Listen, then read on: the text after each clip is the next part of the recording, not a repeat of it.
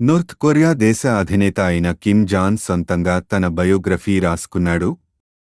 అందులో అతను ఏమి రాశాడు అంటే, నాకు వాతావరణాన్ని కంట్రోల్ చేసే శక్తి ఉంది మరియు 2 ఇంద్రధనస్సుల మధ్య నుంచి పుట్టాను అని అక్కడి ప్రజలకు తన బయోగ్రఫీ ద్వారా ఇలా పరిచయం చేసుకున్నాడు.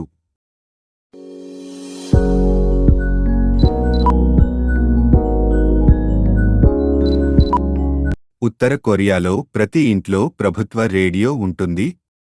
అది ఎప్పుడు ఆన్లోనే ఉండాలి. ఒకవేళ పొరపాటున ఆపితే వాళ్లకి శిక్ష పడుతుంది. ఈ దేశంలో ఎవరైనా దక్షిణ కొరియా సినిమాలు, అశ్లీల వీడియోలు చూసినా, బైబిల్తో కనిపించినా మరణ శిక్ష విధిస్తారు. క్షమాభిక్ష అనేది అస్సలు ఉండదు. ఈ దేశంలోని పేదలను ఫోటో తీయడం నిషేధం. ఎందుకంటే ఈ ఫోటోల వలన తమ దేశం యొక్క పరువు పోతుంది కాబట్టి అక్కడ పేదలకు ఫోటోలు తీయడం నిషేధించారు. ఉత్తర కొరియాకి వెళ్లే పర్యాటకులు తమ మొబైల్ ఫోన్లను విమానాశ్రయంలోనే ఇచ్చేయాలి. దేశంలోకి ఫోన్లో అనుమతి ఉండదు.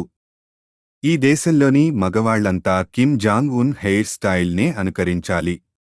ప్రపంచంలోని అన్ని దేశాల్లో 6 రోజుల పని ఉంటే ఈ దేశంలో మాత్రం 7 రోజులు అంటే వారం మొత్తం ఉద్యోగులు పని చేయవలసి ఉంటుంది.